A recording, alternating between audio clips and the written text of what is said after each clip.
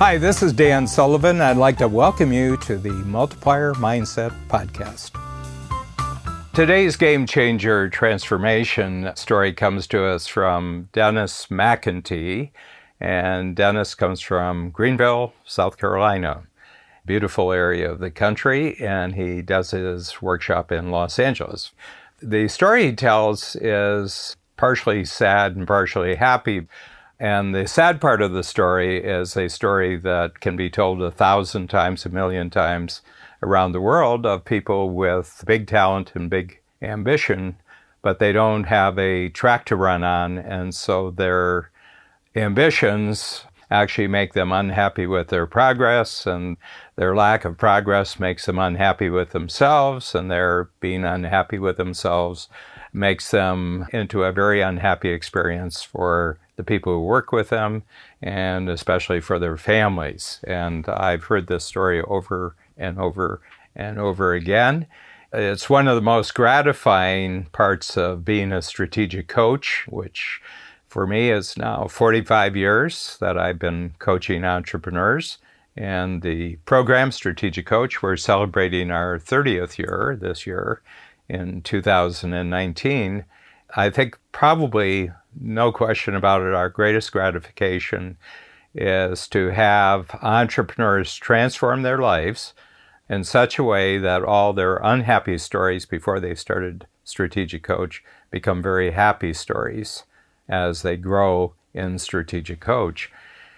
What I love about this is that, in a certain sense, we offer people a structure and a process where, because they can think about their thinking, they can notice where they're not thinking in a correct way. They're not thinking in a way that's actually going to do them any good. And it's kind of miraculous. I mean, it doesn't happen overnight, but from one workshop to the next, and I have close to 35 entrepreneurs now that are between 25 years and 30 years in the program.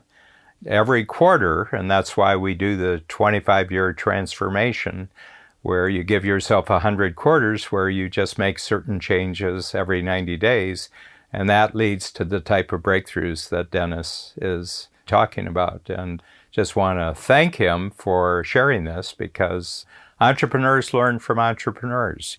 That's why all of our coaches are entrepreneurs. They have their own businesses, and I always coach new concepts using my own experiences, both negative experience and positive experience as an entrepreneur. And I'm just so delighted that Dennis gave us time to tell his story so that there's hundreds and thousands of other entrepreneurs will hear what he did to transform his life. And what I'm so grateful for is that Dennis is sharing his story so that you can benefit from his story and not have to repeat his experience.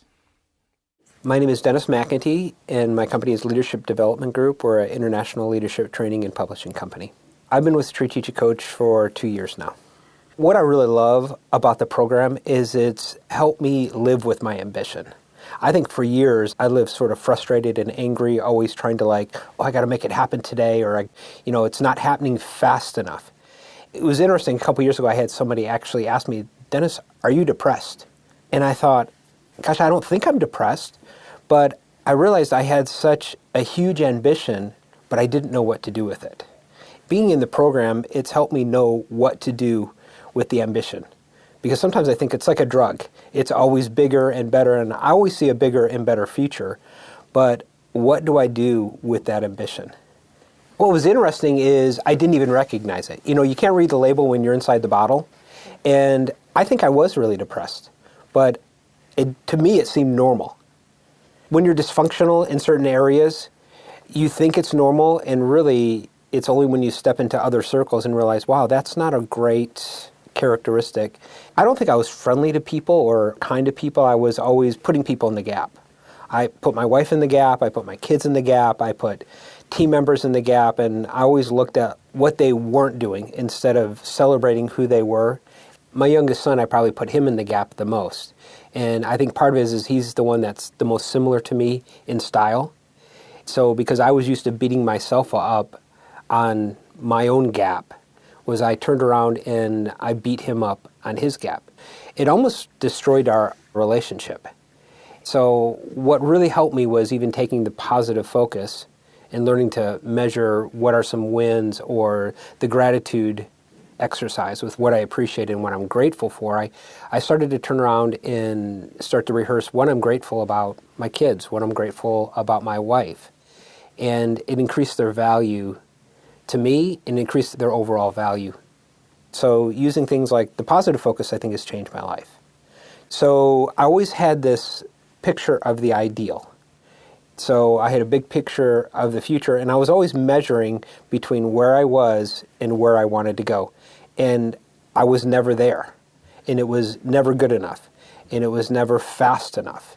And it was really until I started to step back and start to measure backwards and start to look back and say, okay, what went well? How far have I come? And just that perspective change, what's amazing is it's even increased my creativity, because I have more confidence, more confidence in what I have accomplished instead of always looking at what I want to do. So I think I typically beat myself up. I was always dogging myself, frustrated with myself. I was never good enough. And I was able to sort of step back and build my confidence by rehearsing what the wins were. Well, I think the main thing it really has done is it's given me a sense of confidence to step in and do even bigger things. So when I was just beating myself up, I never really had the confidence to step into bigger arenas. I had a fear of rejection and a fear of loss of approval.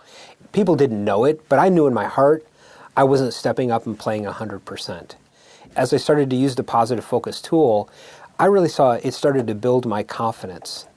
I started to step into bigger opportunities that are like twice my size. We're in the process of buying another consulting firm that's twice as large as ours.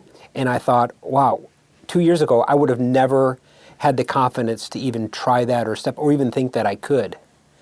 But realizing that my gifts and my abilities, they actually can do that. And I actually am capable. So I think that's probably the biggest help. It's also really helped me stop living inside of my own head. As I've used the tools like the impact filter and being able to communicate what I was really thinking, because I really believe people around me had a sixth sense, that they could actually read my mind. And then I was mad when they didn't read my mind. And I was mad that they didn't see what I saw, but I realized I never really communicated it to them. And so using the different thinking tools and helping me think about my thinking, it really helped me get outside of my own head and started to really help me communicate real clearly with my team. I think Strategic Coach has really helped me get a community of people around me where it's okay to be ambitious. Out there in the world and out there in other circles, it's not okay to be ambitious. You can't talk about money and goals and growth. I like the coach program because it's people just like me that also have really big ambition, and we celebrate that ambition. So Dennis points to the problem of having big ambition. It's either a great breakthrough or it can be the cause of a great breakdown, depending on how you take responsibility for it. So it's your business. Quite frankly, nobody else knows about your big ambition until you can communicate it to them in such a way that they can contribute to your big ambition in a way utilizing their best abilities so that it becomes an enjoyable experience for them. And what I notice with entrepreneurs who are not handling this big ambition well, they're complaining they can't find good people, that people never come up to their standards, and it's blah, blah, blah, blah, blah, blah. And nobody really cares. It's your problem. Nobody's feeling what you're feeling, and nobody really cares that you have this big driving ambition and you're so urgent about it. Nobody cares. So first thing you have to realize, it's entirely your business, and the only question is, are you going to come to grips with it and actually make your ambition useful for you in such a way that other people will happily contribute. They'll participate in your big ambition. They're looking for people with big ambition to attach their capabilities to it, but you have to come to grips with the fact that it's entirely your business, this big ambition. I went through years of that, And after a while, I said, nobody else cares. Nobody else cares about this. So this is either a drama queen story or a drama king story. That's just yours. And quite frankly, nobody cares. They're busy. They're busy. They're getting on with their lives. So if you want to make the big ambition that's in your head a big reality out in the world, you've got to make yourself very attractive, and you've got to make your ambition very compelling and very motivating for other people, and put it in such a way that they will enthusiastically contribute their skills to you. Because if you have a big ambition, you can't do it on your own. You're going to have a growing team to actually carry this out. So make it really attractive so people are attracted to you, and deal with the emotions you have just by growing up. Just to wrap up our great interview here with Dennis, I'd like to point to a book which is probably the fastest concept to actually coming to grips with your own ambition that drives you crazy, and we call this The Gap and the Gain. So just go to thegapandthegain.coach.